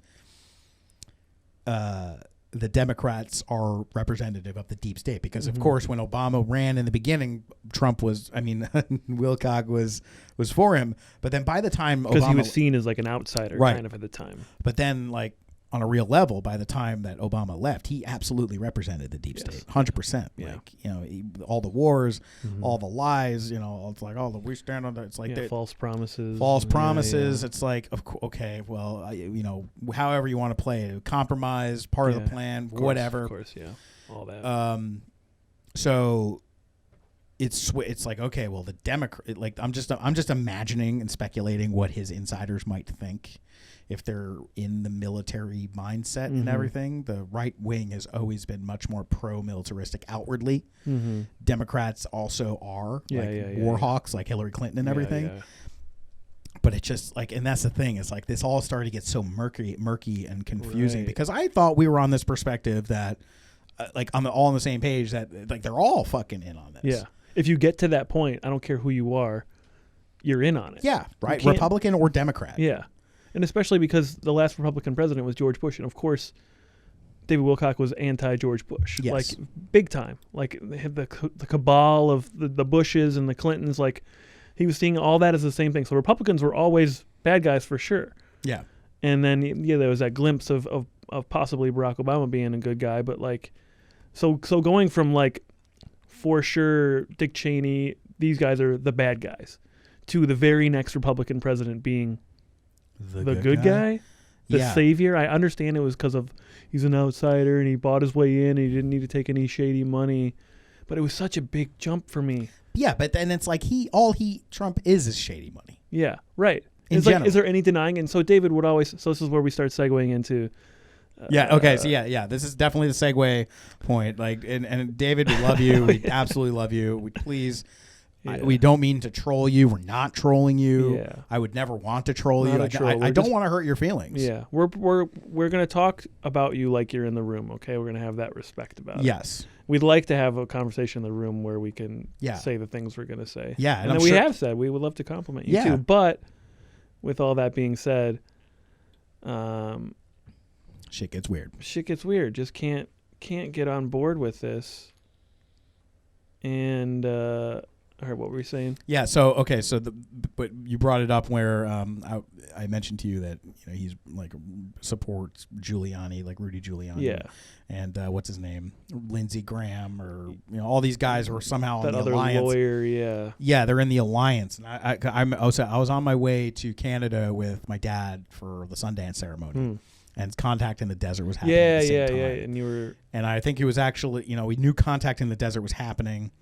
And at that point, also Gaia TV, there was some like rumor, Corey wasn't on Gaia TV all of a sudden. And there was another guy kind of feeling like, what the hell's going on here? But then we were coming back and David had released the article. And I read this article with my dad, who I gotten into David Wilcock at the time. So my dad was not into this. He was pro-Trump, but then got him, it's like there was a whole thing with my dad, the Trump train and everything. So he was deep into David. So I was telling him, like, you want to hear what David's fucking saying right now? Yeah. David's saying that Rudy Giuliani, Donald Trump, all these guys, they're in the alliance and that they're like our heroes right now because there's a secret agenda. This is QAnon, the beginning of QAnon, 2017. Yeah, yeah.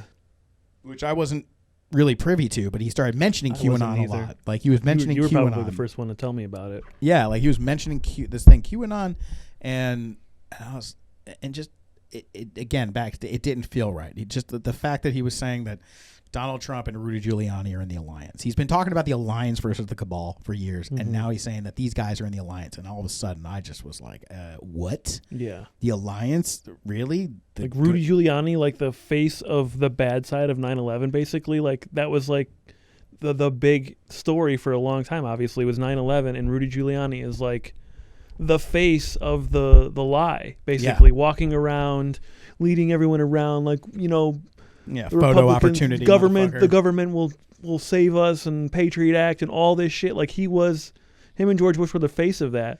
So to all of a sudden just say, oh, he's on our side, and just know what a fucking goof the guy is anyways. Yeah. And then knowing what kind of a goof Trump is. Yeah. It's like, how can you possibly say these like if you would have said Obama, like somebody who's intelligent and calculated, I would be able to believe. Yeah. Easier that they would be able to like put on this facade of like, okay, they're working with the good guys, but they have to, do this thing. People like Giuliani and Trump, are you fucking kidding me? You're telling me they're playing both sides and they're these masterminds? That's a mastermind thing. They're playing the 3D chess and it's all a fucking act. How? And okay, so another piece of context here.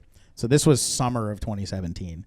In the beginning, when Trump was inaugurated, right before he was inaugurated, which was between the election and the inauguration, Donald Trump went on Alex Jones's podcast, InfoWars. Alex Jones interviewed Donald Trump, and seeing those two on a screen together, it's like you immediately like, okay, what the fuck is going on here? And Trump was like, "Oh, you're gonna love what we're about to do, Alex.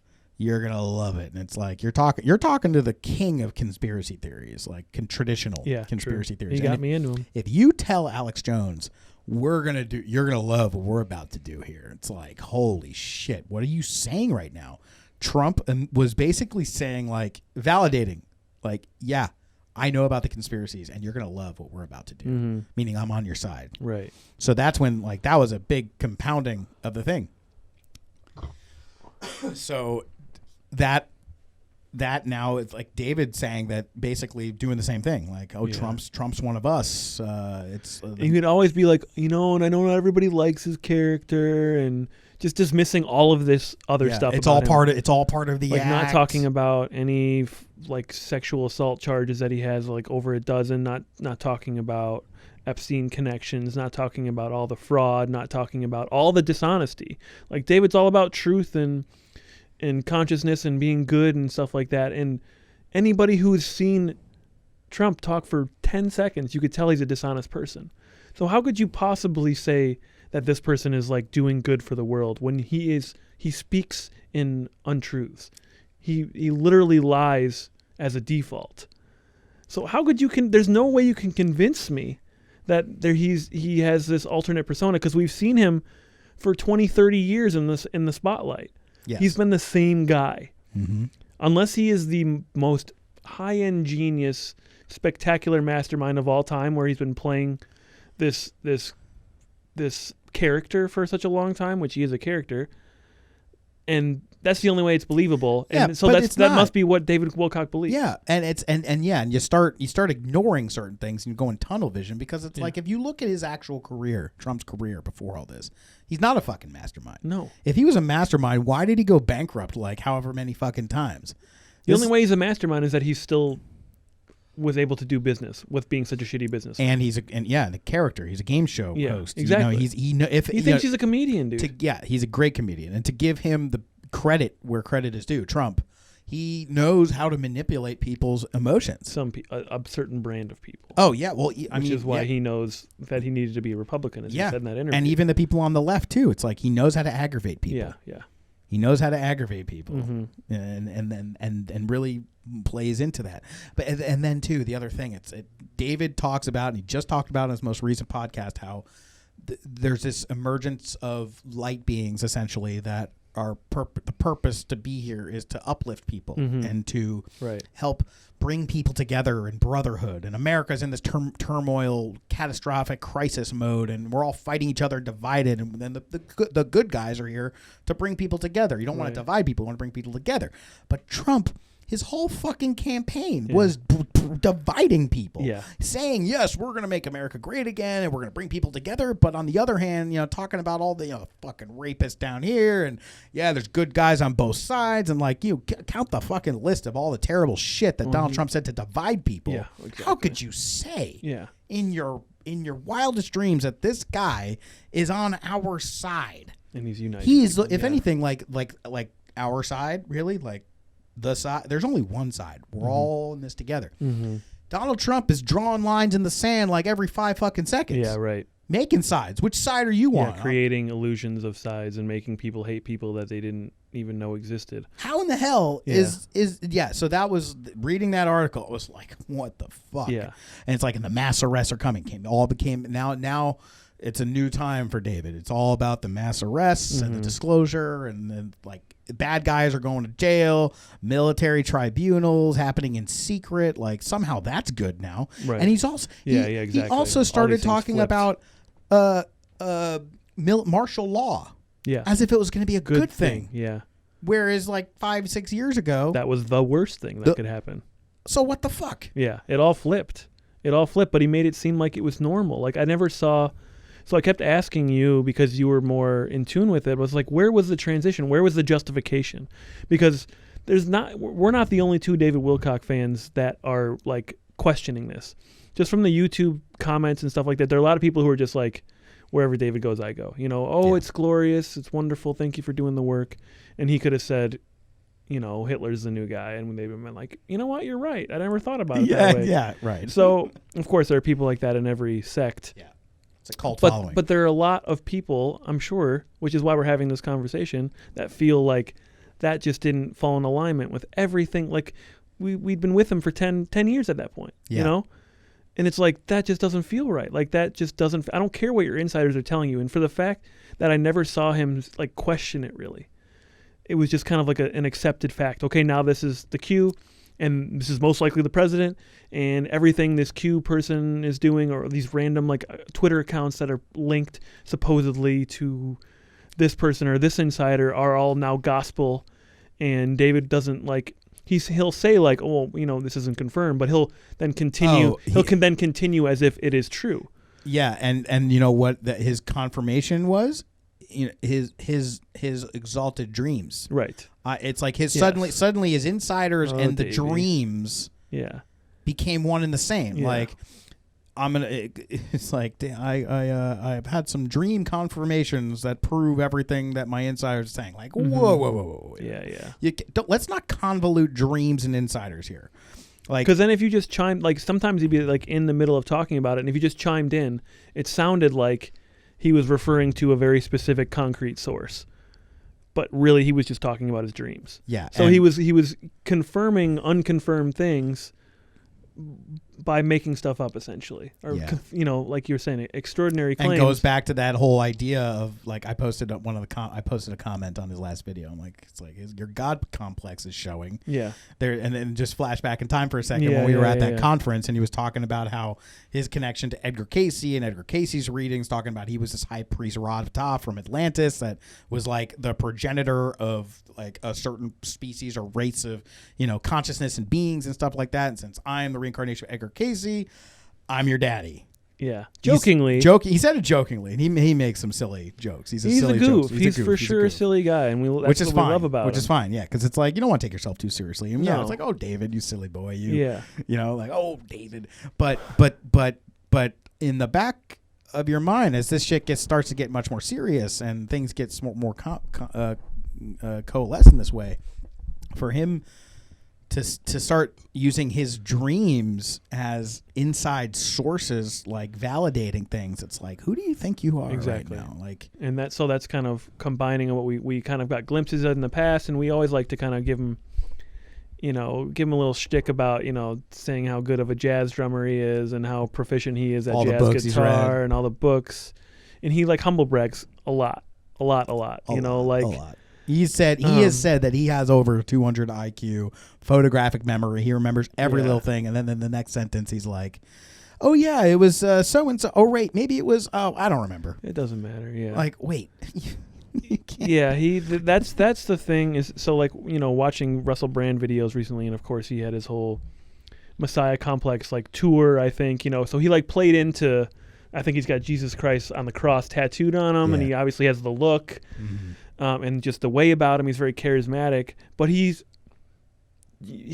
on a different level with it. Like where he doesn't, he believes it on some level, but he's doing as Christ would do, I guess, in the way where he's like sharing and being, just kind in that way, and not really like he doesn't talk about himself like his, like he is the God, like his perspective is something worth like reckoning. He's more of like, kind of bringing people together and giving you ideas and having conversation and talking about stuff and collaborating. Whereas David seems to be more like he views himself as an authority figure. Yes. And it goes back to him being threatened. He talks about himself being an authority figure. Yeah. So that's just kind of that's kind of been building over the years. Yeah, the ego has been building, and so that's been the part where, in tandem with the going into Trump and Giuliani stuff and the Q stuff, and then his ego getting bigger, and in him just kind of being more arrogant with his podcasts and stuff. Like we pointed out a couple just from the recent ones about how he's responded to people who had questions, or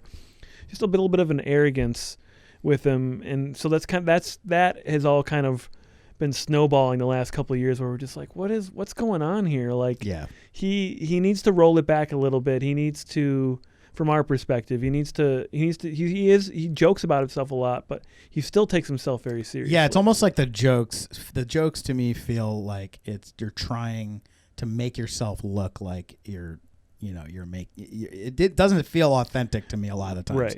Right. The jokes are like penance, or just like, hey, I see, like I don't take myself seriously, but like it just feels like you're saying. He has to say that to kind of like make it seem like he's not. Yeah. But he really is. He does take himself too seriously. And I've seen some comments and other ideas of people being like, well, it's pretty easy to see your ego's been developing. He's mentioned his ego over the years, like, because of course people have commented on it because it's pretty obvious, Yeah.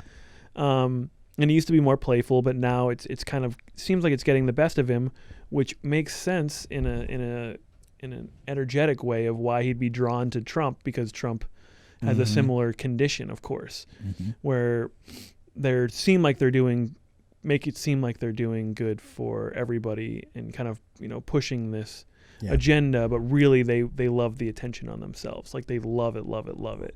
And people have made the point that makes David an easy target for manipulation, and misinformation, which would make sense. Makes a lot of sense for me.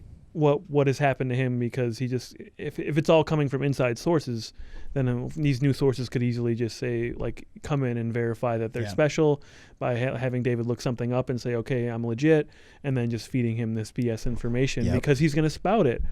So it wasn't like he developed this like theory naturally, like, oh, Q is in alignment, Rudy Giuliani is in alignment, Trump is in alignment. He was essentially told this. I think that's what I really do believe, that he's been handled. And that's what it really seems like, because he has changed. Like we said, his ego is kind of gradually developed, and he's gotten more silly and kind of full of himself, which is what we like to make fun of him for. But mostly he's stayed on the same kind of trajectory, right? But there's a very vast change in 2017 with the Q stuff. Yeah.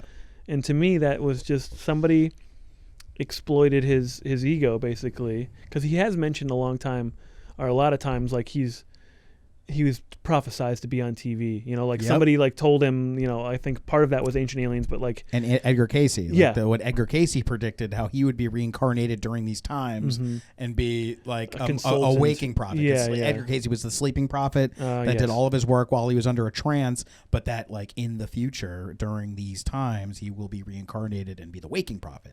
So there's. And David's even compared himself to Michael Jackson before. I remember hearing. So he has that capacity in him. And if somebody's just, how easy would it be to caress his ego? Know.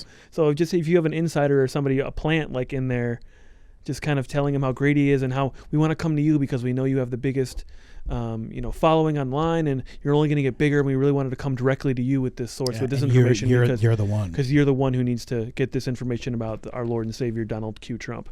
So I think he would just like Jesus. Basically. He would feed right into that, and he think he did. And I know you have your theory about what QAnon is in general.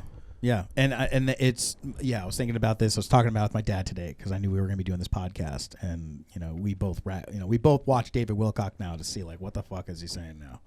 That's pretty much why I watch him now. Like, what the fuck is he? Not to be like updated, but it's like, oh, what's he saying? Yeah, exactly. I don't watch for the updates anymore. Yeah. So my theory is that QAnon is a psyop.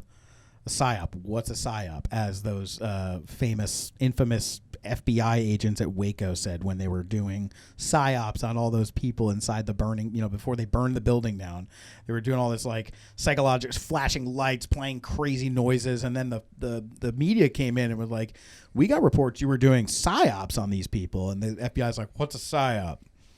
It's like a psyop is when you manipulate the consciousness using means that.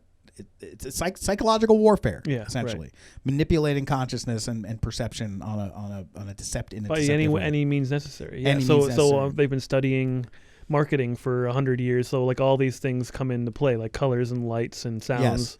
So I think QAnon is a psyop because what did it do? It took three different groups of people that 10 years ago would not all be on the same page necessarily. Two of them, but not in this way. So the three groups, you've got politics, you've got religion, and you got conspiracy theories.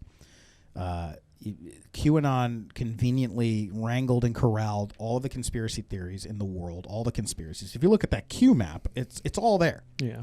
It's, if anything, that's a brilliant piece of artwork. For the most part. Agreed. It can, if you look at like 99% of all the things that are on that Q map, all those little points of interest, those dots, they're all legit things in my mind, to some degree. Mm-hmm.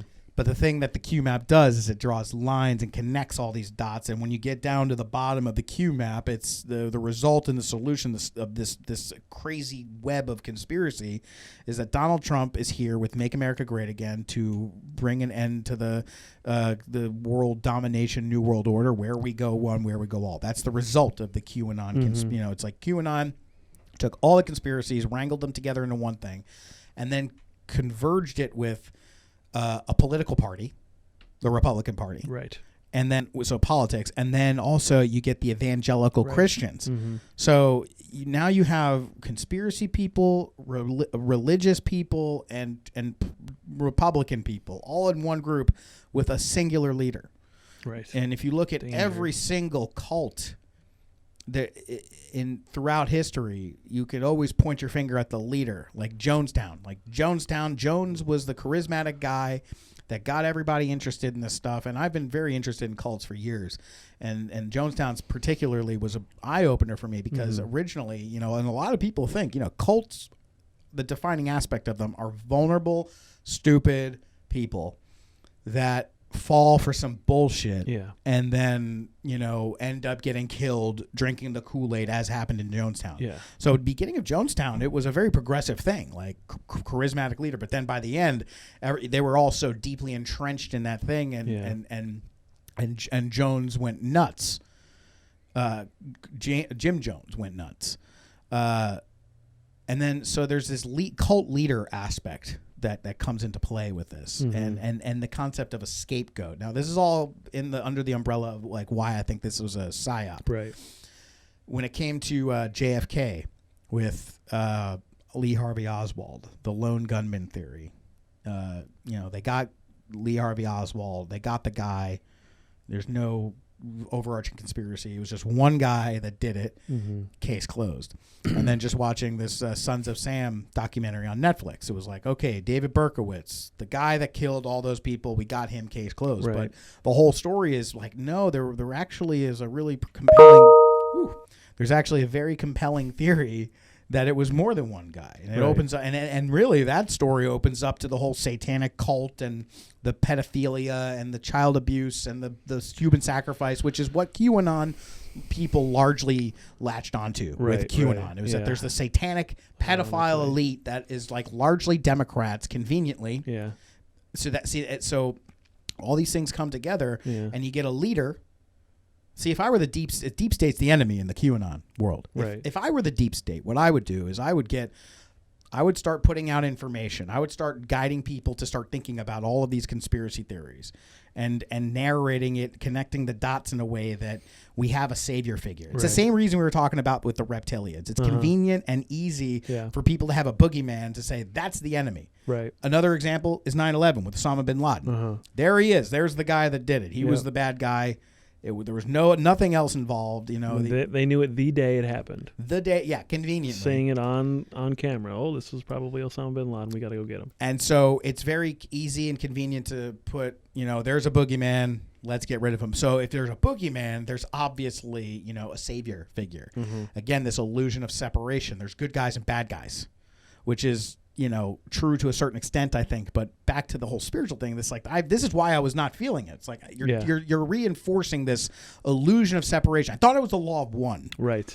Not the law of two. Right, exactly. It's like, yes, sure, there are two paths within the law of one, but the point is that really service to self and service to others is a false choice. Just like the Matrix. No matter which one of those pills you take, you're still taking a pill. Right. One man's terrorist is another man's freedom fighter, depending on your perspective. So it's like we need to step outside of that. So anyway, QAnon was totally reinforcing and supporting that idea. Right. So it was super convenient. It's like here's the boogeyman, the deep state, the Clintons, Obama, the Joe Biden. Yeah, now Joe Biden, the reptilians, like all that stuff, Epstein, and there's truth to a lot of this stuff. So like I'm not disputing that, like a lot of people said when QAnon came out, like, oh, see how crazy this is? It came out of the mainstream. People were talking about these conspiracies in the mainstream. Fucking senators, dude. Yeah, and like Last Week Tonight, all the TV shows were talking about it, and it gets dismissed so easily because why? Donald Trump. Yeah, right. Donald Trump. How convenient. How convenient. If I were the deep state, I would put all these things together, start putting all that information out there, guiding people to think about it and say, there's a boogeyman. Yeah. But guess what? There's a savior, and his name is Donald Trump. Right. And you start putting all these things together, and it's, when the QAnon thing was like a mass red pill taking. Yeah. Back in the day, it was very sparse when we took the red pill. Yeah. It wasn't like today. Now there's huge internet communities and massive amount of people going down that rabbit hole. Yeah. It's like where people in QAnon started to go in the last couple of years is where we were at like 10 years ago. Yeah. Over 10 years ago. And we've had that wave as we've talked about here. Right. But now it's like people are like fully on this. Like there's the good guys and the bad guys. Living it. They're ruining their families. They're ruining their lives and their jobs, their careers, their everything. Like they're going full blownsies. Like we didn't do that quite. Like I got in arguments with my friends and I made my mom cry and like all these kind of things of just introducing these ideas. But we were also 20 or 19 and right. But it didn't. We didn't buy into it where it literally lived our lives that way. Now it seems like it's like you're buying a membership, and you got to live every day of your life as a Q. Like any interaction is like, have you heard the good word? Yeah. Q is risen. And that's right, because it's religiously affiliated. So there's the psyop here was to put all these things together, in my opinion, with a leader, a cult leader. And it would reach such catastrophic and dangerous levels of threat to community, family, perspective, just the country in general. The country, the greatest, freest country in the world. Yeah. Like the United States is a psyop in itself, right? So yeah, and then on the microcosm level, and then you add Donald Trump as the cult leader. It's like, and that was what we were struggling to understand. It's like, wait, this is the guy that's right. This is the guy. This is the guy. Are you kidding me? No, because he's so incredibly uncredible. Yes. That all you had to do was put Trump out there, do this whole thing, and lose an election and the insurrection this year. Yeah. Suddenly, that whole group of people that were following him gets pushed to the side as unbelievable, wrong, delusional. Yeah. So everything in there is wrong. It's like if I were the deep state and I were trying to control the population. That's exactly what you do. That's exactly what you do. Yeah. It makes a lot of sense. So what really happened, we don't really know yet, but we just know that we feel that. Yeah. That's not what's going on, Davey. So I think my perspective, I know Dave's kind of like glanced over it, is since Trump didn't come back to office in March, whatever. I know there's always another date, but I think David's kind of temporarily gone away from that, although I think his last podcast it's coming up he next talked month, between June and August. Oh yeah, June, July, August. It may or may not happen. Yeah. Kind of but shit. He's just still. So I think the main issue with me personally is that I'm still, as I said to you, Alex, like I still am Team David, but I feel like he needs to see what's happening with this, because the longer he stays on this train and the longer nothing keeps happening or like Trump keeps getting in more legal problems, or all of his people get thrown in jail like for legitimate things, not because they're just having a bag thrown over their head in the middle of the night and taken out. It's like, no, there's been charges because they just raided Rudy Giuliani's apartment in New York because they've been fucking having a case about it for months and months. Like, they're gathering information and they're taking these people down. Yeah. And at what point, like, does David say, okay, maybe I got misled here? He won't. I think he had the opportunity to do that. And to compare him with Alex Jones for a second, like I feel like even Alex Jones has kind of stepped back. He did, and that's what I want to say. It's ridiculous. Alex Jones, like, I stopped listening to Alex Jones way before. Like, I lost respect for Alex Jones a long time ago. Yeah. And I still respect David. Yeah, true. Same. Just to be clear. But the thing is like Alex Jones, like way before all that, I stopped listening because he was all fear porn. All fear. And that's like once David started going down that path, that's when I was like, and I made a video about it like a couple of years ago. A lot of David fans came after me, saying I was, mean and wrong and all that. But what changed with me with Alex Jones was that Alex Jones he fucked up big time with Sandy Hook. Yeah.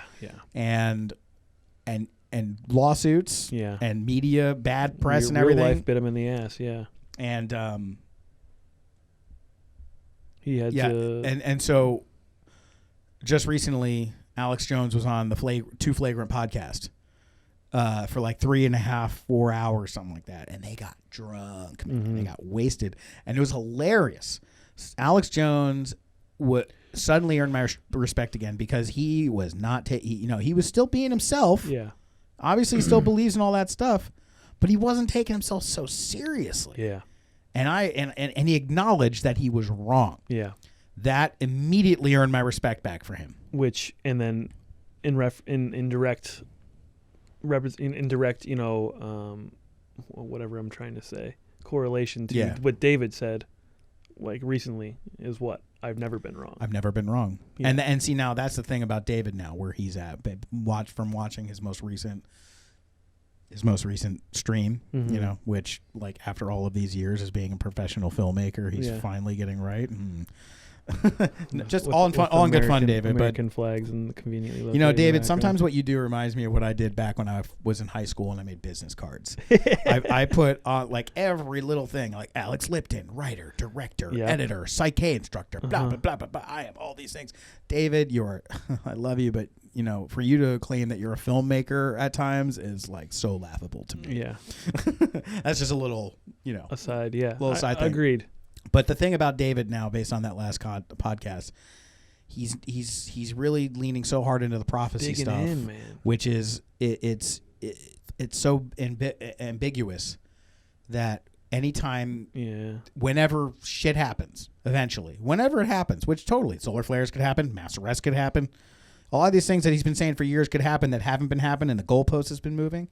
And then he disappears and comes back, and the date moves and all that stuff, and it doesn't happen, and he never apologizes about it, never Clears it up. Never. Nothing. No. It's like when the shit does happen, he's gonna be the first one to come in and be like, see, I was right, Mm-hmm. and that is just so petty to me. Yeah. That is just so petty because it's like what like the humility. You're being so vague with your prophecies. Yeah.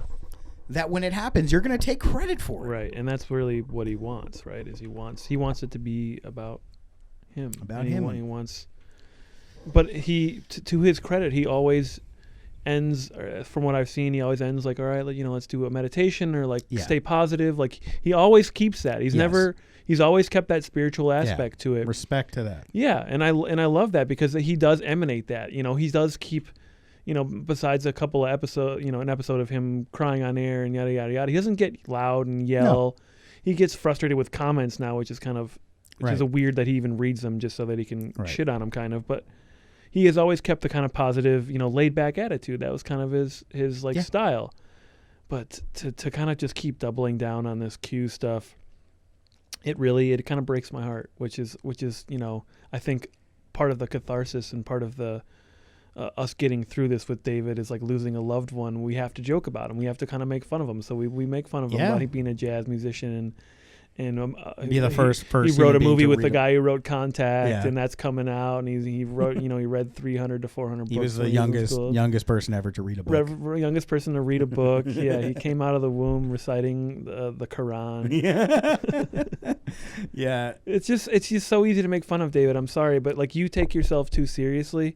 So we have to make up for it, we feel like, because you can't take yourself too seriously, especially when you're dealing with such abstracts as predictions that don't really pertain to real world stuff. Which could be interpreted so many different ways. Yeah, he's very intelligent, as he will tell you. Yeah. That he knows how he's wording stuff. So if you read it back as a lawyer, you'd be like, well, he's not culpable because he technically didn't say this or that, or he worded it in such a way where he didn't say this is going to happen then. But it could, and so people just want to hear. At that point, you're listening to him because you want to hear preaching to the choir. Yeah, exactly. So these people are wanting to hear that, and oh, David said it's probably going to happen, and you only hear the probably going to happen part. You don't really hear the we're not really sure. This is not confirmed. I got it from Bob. It's like, well, Bob's a good source. Yeah, but it's like you have to. He hasn't really earned his stripes at this point. He hasn't. Going back to The Wire, as always, but if someone calls a cop and has an inside source, they have to confirm that they're viable. They have to confirm, hey, check this out to prove that I am legit. So that's not what I'm coming to you for, but you check this out, you go here, you're going to find this, and that. And if that's true, come back to me, and then I have some real information for you. So you have to verify that you're a credible source. Yeah, yeah. And David hasn't verified that he's a credible source. No. He hasn't ever done that. And I don't know what it would take. In his profession, it's tough, to make a prediction. Carrie Cassidy made that prediction and kind of shit went downhill or whatever. She said a date out loud that she wasn't supposed to say out loud because she wanted to have that one verifiable thing. Remember when I told you I said it was going to happen on the 27th and it happened on the 27th? Yeah. You want that because it's kind of, I want that, and as a source you want that, and you want to have that kind of on your resume, but he's never had that thing that is verifiable. And then even when he's kind of messed up a little bit, like you said, he never backtracks. He's never has the humility and he just keeps taking himself too seriously. And I think that's the issue that we have most with this. And now that he's aligning with such a character as Trump, who also never admits that he's wrong, Right. and also touts himself as being extremely smart, Yeah. and also is playing this game, and he knows more than you do. Like, it's kind of like disappointing to see them standing next to each other now, and it's kind of sad. Whereas David could easily separate himself by saying, well, you know, I got that one wrong, I got this one wrong. Like, that's the original reason I think a lot of people were drawn to Joe Rogan. It's because he is like, I don't know what I'm talking about. Yeah. You know, if anything, he downplays, you know, how much he knows. Yeah. You know, Alex Jones, every time he's on there, he's like, Joe, you know more than you're telling. You, every time I bring something up, you know what I'm fucking talking about. Exactly. So, like, he plays it down, which is always better. You know, people like, you know, of course, David's not trying to win a popularity contest, but people like the guy who plays the dumb guy in the room. People don't like the guy who plays the smart guy in the room. Yeah, smartest guy, biggest brain, you know. Yeah. People like David Letterman. People don't like Bill Maher. Yeah. People don't like Dennis Miller. But now post QAnon, there's this cult following that is so consolidated of, you know, and he's been much more pro Christianity now, and it's funny how it's like how he claims it. I don't know. It's like you're talking about the Quran, and you're talking about like things that are arguably pagan, and all of these different things, which is cool. I love all that stuff. Yeah, that's great. But like he has taken from like various texts from absolutely, all over the place. and I love that. Yeah. I love that. It's because there is a lot. There are connections between Yes, all of that course. stuff. But it's like the reason I think he's doing that is because a large part of his following now are these QAnon pro-Christian, pro-Republican people, and he needs to And of pander course, to he's them. thinking that he has to be thinking about that. Of course. And it's like, dude, like, It's just like frustrating. he's changed his tune, and that's what it seems like. And, It's and frustrating. he hasn't acknowledged it. That's, I think, the thing. He's like, if maybe he would have acknowledged that he changed his tune a little bit, or that things are going a little bit differently, but he's playing it off like this is the same road that I've been on the whole time, but it's not. And and yes, absolutely. And my biggest qualm issue with the way he presents it, and we're gonna wrap this up here because we're at that point. It's time. But my biggest issue is how he has this judgmental attitude about, you know, people, life, evolution. You know, he talks about the law of one and his interpretation of the law of one, and arguably it's debatable his connection to the ARE, the Association of Research Enlightenment, which is the organization that Edgar Cayce founded, that all the, you know, people, that's his story of how, you know, everyone said he was a reincarnation of Edgar Cayce. Like that whole thing is debatable. Not a lot of people know the inner workings of that story. I've heard some things that I don't want to get into right now because it's, you know, it's hearsay. But it's like, again, like, you know, do we take your word for it completely? But the whole thing with the law of one and his interpretation of it, you know, it's consider that he on some level believes he's the reincarnation of Edgar Cayce, so he believes he's like the guy that, like, you know, came up with a lot of this stuff. And the law of one wasn't Edgar Cayce. That was another group. I forgot, Edgar or Watkins, or I don't know the people that wrote that book or channeled that information. But the whole concept of law of one, and you have two paths. There's the service to self path and the service to others path, and the way he seems to interpret it and approach it is that one of these paths are correct, the other one is incorrect, and then it goes further and says that you need to be, you know, the good one is service to others, bad one service to self, and you can easily say that, oh well, you're being selfish, oh, self and the devil and others and God, you know, God cares about others, what the devil cares about. It's like there's this always, it's a new age version of Christianity, right? Really. So it's I have a problem with this because the way that I see things is that, yes, like a battery, there are two poles to the battery, but they are not separate from each other. They need each other. You can't choose which side of the battery are you going to be more inclined to do. If you've got a battery, they both need to be positively balanced. It's about balance. Right. So self and others, when you look at it from a perspective like that, there is no separation between that. If anything, it's not about choosing self or others. It's about knowing yourself and expanding your sense of self to include others, to see yourself in others. And he's talked about this from different points of view, but it's like you're still operating, like he still seems to be operating from this illusion of separation, which I have a huge problem with, because that is the problem, in my opinion, of the world. That is causing all of the issues. The root of everything is that you're either on this path or you're on that path. And red, then red or blue, or yeah, and even the whole thing with the cabal, Dick Cheney, and all these people that we historically and reasonably, they need to be held accountable. I believe these people that are doing crimes. I'm not saying that you could just do whatever you want, like Aleister Crowley, and it's like whatever. Yeah, these people are causing harm. There needs to be accountability. Yes, but I think what he's doing that is a disservice to the spiritual community at large here is you're telling people that there is no forgiveness. That it's like if you're on that side, you're bad and you need to be squashed. And if and sometimes he'll come at it from a different perspective and say, well, it doesn't really matter if the bad guys win because that's all part of the divine plan. But then he'll say, but yeah, we got to stop the bad guys. Right. It's like you're trying to talk about one. Yeah, you're trying to talk about one, but you're also got one foot on each side. Right.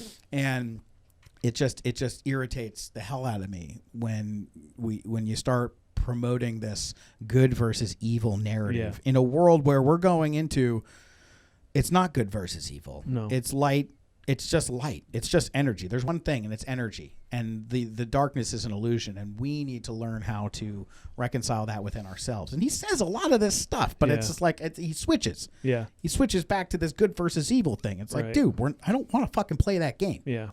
That is not how we're going to fix this. Yeah. And for all the people that are listening to that, it's a lot of the people that listen to that, it feeds into this whole idea of good guys and bad guys. Yeah. Which conveniently within the QAnon matrix, Republican, Democrat. Right. It just so happens that like all the QAnon people that go after the enemy, they're all Democrats. Yeah, yeah. Why didn't anyone in the mainstream of QAnon, if there was a thing, why weren't they bringing up Dick Cheney or George Bush? Yeah. It was all Hillary Clinton. Mm-hmm. All of it.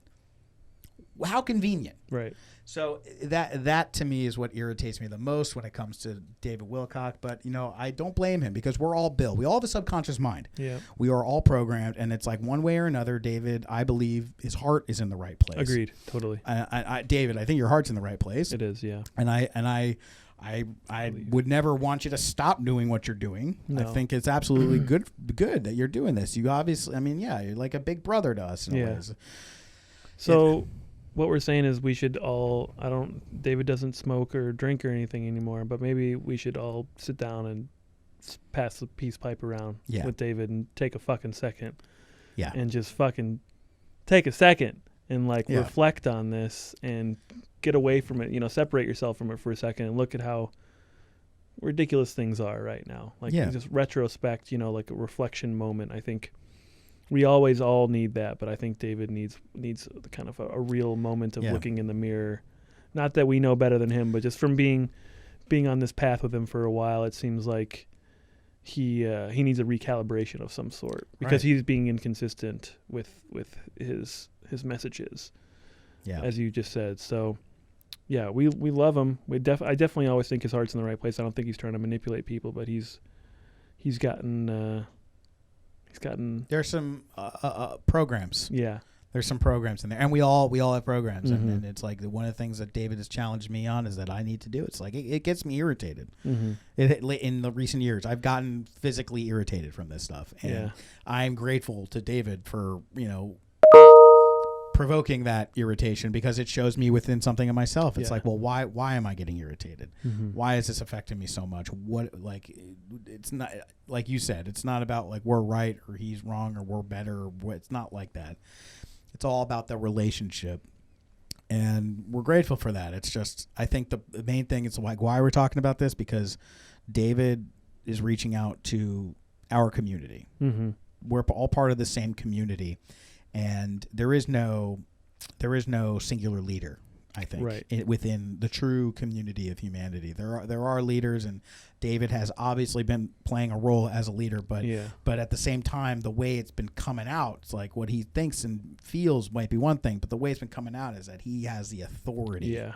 He's caused so much division when him and Corey Goode were doing the thing within the whole UFO community.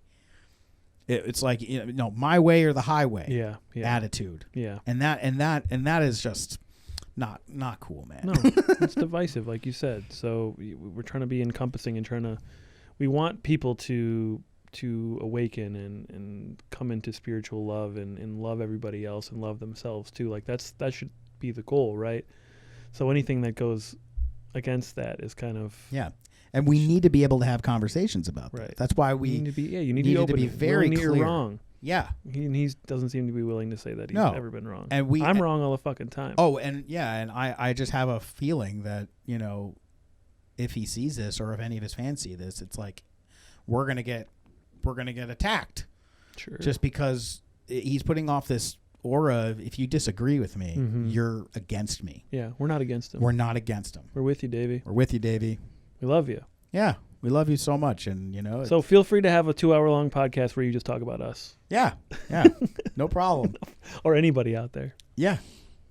Give a shit. It's like the subreddit of roast me, when people just post pictures of themselves that have a little thing that says roast me. Like, sometimes you just need a good roasting, as David himself said in that clip that you sent me. Roasting Bill Gates. Yeah. And then like 10 minutes later he says that it's against the rules to roast people because of the law Gotta of roast one or people, whatever man. the fuck. Gotta roast people to keep them honest. So we're giving you a little heat here, David, but we love you. It's all out of love. Yeah. And we would invite you to come talk to us in Yeah. real life if you want, or we can come talk to Yeah. you. You don't want to surround yourself with yes people all the time. No. It's not healthy. It's important. I completely agree with everything you just said. Oh yeah. Wait. Oh, you don't? You're trolling me. You're obviously trolling. You're against me. You're with the reptilians. You're in some sort of dark alliance or some shit. No, you gotta welcome that stuff, and then you can tell when people are being trolls. But if they're bringing a genuine concern, then talk to them about it. Like that's how you learn. It's like, bring it in. It's as when I was watching that Courtney Tulsi podcast, and Tulsi I think brought up what her favorite quote from Abraham Lincoln was, like, I hate that man, I need to learn more about him, or something like that. Yeah. It's not that extreme, but like I disagree with that person, therefore I need to learn. I don't know all the information. Yeah. So we're not throwing away the baby with the bathwater here. It's I mean, go through waves where it's like this shit's more real than we think it is, and could possibly imagine, and I give credit is earned where credit is due for people that spend their entire lives and careers going down that dark into that dark world to see what's going on and to share it. So there's definitely respect with it. It's just at the same time, you pull you back a little bit. You don't want to get lost down in the abyss. Right. You don't want to become the abyss. Right. The black smoke. Yeah. Right. Yeah. Just life is serious. Life is life and death, but it's not that serious. Yeah. And you can't take anything that seriously. And you can never know anything beyond yourself, really. That's because it's all you, but you're the center of that world, and for you to assume what other people's level of evolution is and what their purpose is, and that's another thing too. It's like for somebody like Dick Cheney or even Donald Trump or anybody, when you shame or pity somebody or you put some sort of judgment on them, it's like you don't know what their purpose is in being here. Like that story that Rob told about the paraplegic kid that was flailing around, or cerebral palsy or something, and Rob thought to himself, "Oh man, I feel so bad for them." And then they just stopped and deadly looked at him in the eye, and he got that psychic feeling of like, it's like, don't feel pity for me. I chose this. So to say that there's people that are on the wrong side of the path, this service to self or whatever path, it's like, how do you know? How do you know? I mean, the best you can do is just live by example. Right. And I think he does that a lot of the times. But you know what? When you're a public figure and you're talking about things that arguably could be real, you have to face, commentary. Of course. That's part of the job. Yeah, it comes with the territory. And we try to do our best here to just really illustrate how much love and compassion we have for David, how we care, and a lot of the stuff is probably not saying it's like, oh, here's some crazy guy talking about crazy things. Let's roast him. Yeah, no, we agree with a lot of stuff, and we don't know. There's a lot of stuff that we talked about today that we probably are in over our heads, and absolutely, we don't know exactly all the information, but we're just going on what we feel and what we see, and who we feel David to be to us and to the universe and stuff like that. So we're just kind of giving you a little light roast, just a little marshmallow, just a little glow on the outside roast. Yeah. You recently called out for, you're like, hey, some little contest, right? He had of just who can come up with the most, the wackiest David Wilcock conspiracies, and like the ones he chose were honestly pretty weak. Very tame. Very tame. There could have been like better ones. That was a little silly. But hey, shows that you're willing to make fun of yourself. Sure, right. So good for you. More of that. And, just keep being yourself. Keep doing your thing. We'll still be here. We'll be checking in. And, good times. So thank you, everybody, for who's listened to the end here, watched to the end. We really appreciate you being here. And we're going to have more of these. We're going to be as consistent as possible with these. If you have any suggestions or comments, please put them down here in the box below.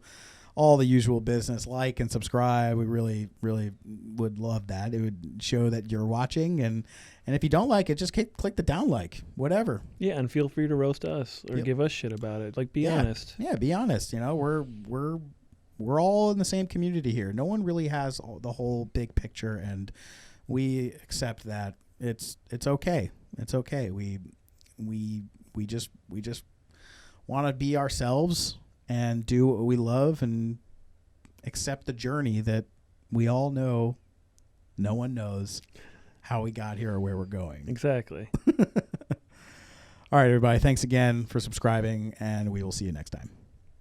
Peace.